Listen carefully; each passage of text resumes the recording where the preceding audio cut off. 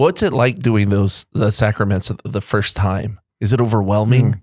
I do remember feeling overwhelmed, or really kind of not overwhelming. I never felt overwhelmed celebrating any of the sacraments except that one time, that first Mass. But definitely wanting to make sure that I'm doing things right. And so, studying the rite beforehand and making sure I'm taking the next steps. And but I had always really felt relaxed, really. After that first Mass, I really felt relaxed about doing the rest of the sacraments, except, I should say, another exception would be the vigil. Because in my first assignment, Father Hubert Killey was diagnosed with cancer about 6 months into my assignment.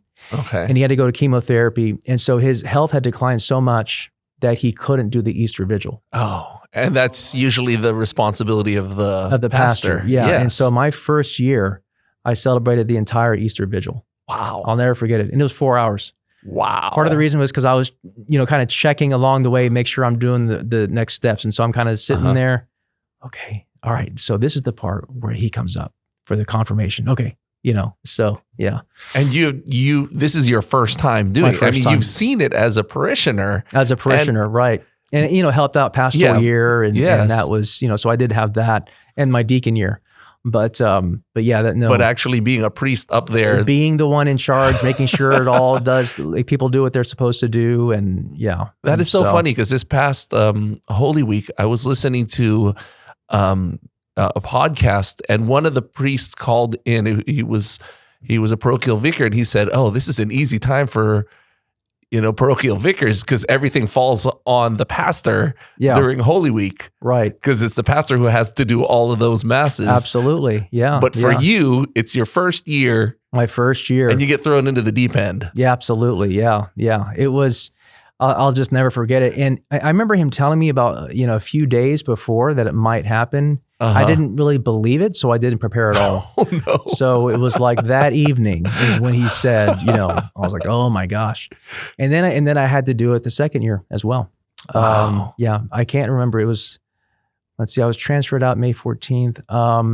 Father Killey had actually passed away not too long before the second Easter vigil that I celebrated. Oh. Yeah, and then I was transferred out May 14th, so not too long after. Okay, and then where were you transferred to then? St. Thomas More.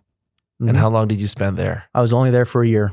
Oh, that was quick. Yeah, very, very quick assignment. So I went to Resurrection after that in Houston. That was my first pastor assignment. Why so quickly? Just a year? They were desperate. Okay. They were desperate for pastors. Okay. Yeah. So they needed somebody at Resurrection, and so they asked me to go over there. Yeah. So speaking of the pastors and parochial vicars, how much different was it? Getting that first pastoral assignment. Yeah. Well, I mean, I kind of experienced it already at Sacred Heart. Because as a pastor got more and more sick, I started taking over more of the pastor-like duties. Okay. But the difference was I could go back to him. So I would go back to him. He would be in his living room, sitting in his recliner, and I would say, "So this is what's happening right now. How do you want me to handle it?" And then he would tell me, and I would go and implement it. At Resurrection, I didn't have any of that. Yes, it's all on you. It's all on me. So just basically feeling like. I don't know. Maybe sometimes I think about it like parents taking home their newborn baby, and they have this stranger in their car, and there's no instruction manual. Baby needs to be fed. Baby needs to, and it's like, how do you do it as a parent? So it was kind of like that. It's like the parish depends on you as pastor. And if you as pastor don't make things happen, things don't happen. I mean, it's not like the parochial vicar who looks to his pastor and he knows that things are going to be okay. And parochial vicar goes on vacation, they go on vacation. A pastor never really, mentally, he never goes on vacation. I step away, but I always have to keep one eye on the parish just to make sure. Got to have my cell phone, ready to go.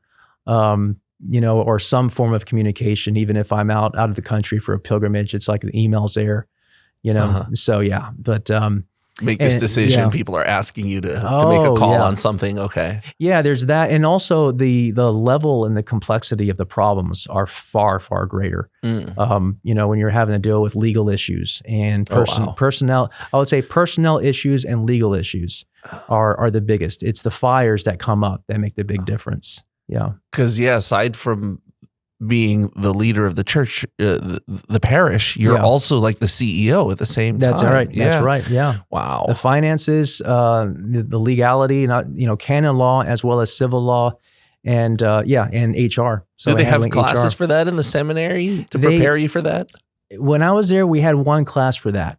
We had one class for more of the administrative stuff. Okay. We had 3 canon law classes. So which is definitely more important than knowing civil law. Canon law is more important because that impacts people's souls, right? Yes. But there was one class that we did take. It was with Bishop Rosado, God rest his soul, and they just had different people come in from the chancery to talk to us about some critical things to know and to remember.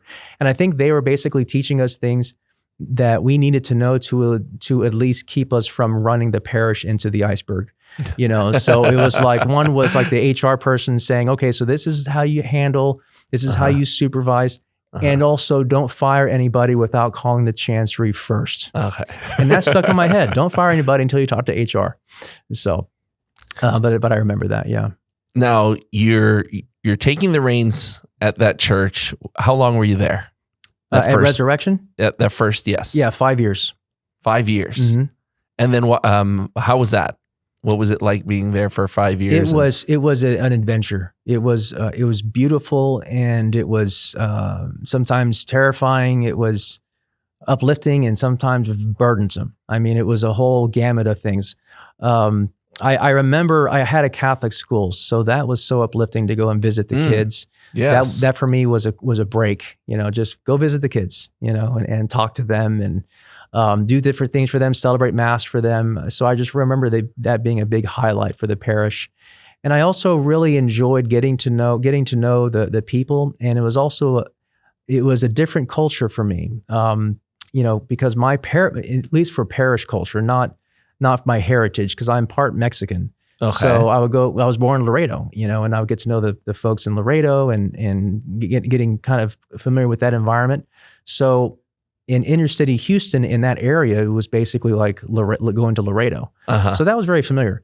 But in a parish environment, it's different, because I've never been part of a parish that's inner city that is deeply Hispanic, where it's 99% Hispanic, almost all Mexican, which kind of makes things easier, actually, because here at St. Bart's, we have Hispanic, but only half are Mexican, so it's complex. Okay. But there, getting to know them, that there is a kind of a simplicity and a devotion to family.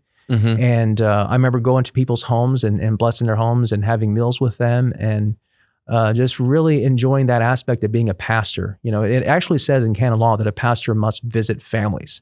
Mm. It's like, so you're telling me to go and have meals with people? Yeah, I can do that. And so, but there's a strain, there's a tension there as a pastor. And I was learning that tension between the administration and being present, most importantly in the sacraments, and then getting to know the people.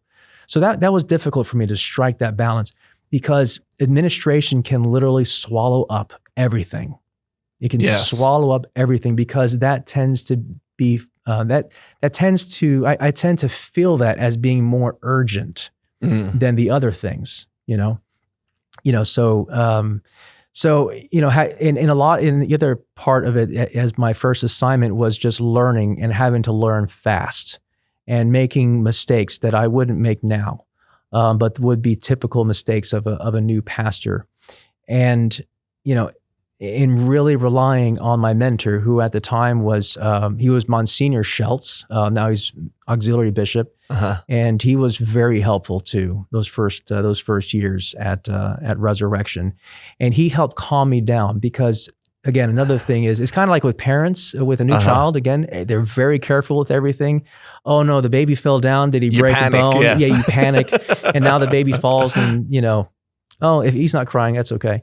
And so, making mistakes, and those mistakes seeming much bigger than they actually are, or certain crises that come up, and it's like, no. By now, here at St. Bartholomew, if the similar crisis comes up, it's like, okay, I've been through this before. We know what to do. Been there, done that. Been there, done that. Know how to handle it. No, I know how to handle it, exactly. So yeah, there's a lot that I can say about my time at Resurrection, but it was just a wonderful time of growth and gaining experience, getting to know the people, growing spiritually, growing in the faith, because I had to continue to kneel before Jesus and beg for his help for a discernment on what to do next. And, kind of getting used to that rhythm of experiencing things that can be stressful, very stressful, and feeling like it's beyond my control. And a lot of things are beyond the control of a pastor. But a lot of people don't know that, so they blame the pastor. They don't know how much we don't have control over.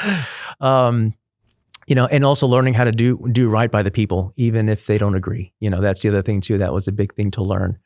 Everybody loves a parochial vicar because he's not the decision maker, right? The pastor can be the bad guy sometimes. So there's so many things I learned at Resurrection, but that's something that was very important, was learning a lot about how to be a good pastor, and also growing in prayer, growing deeper in that relationship with Jesus.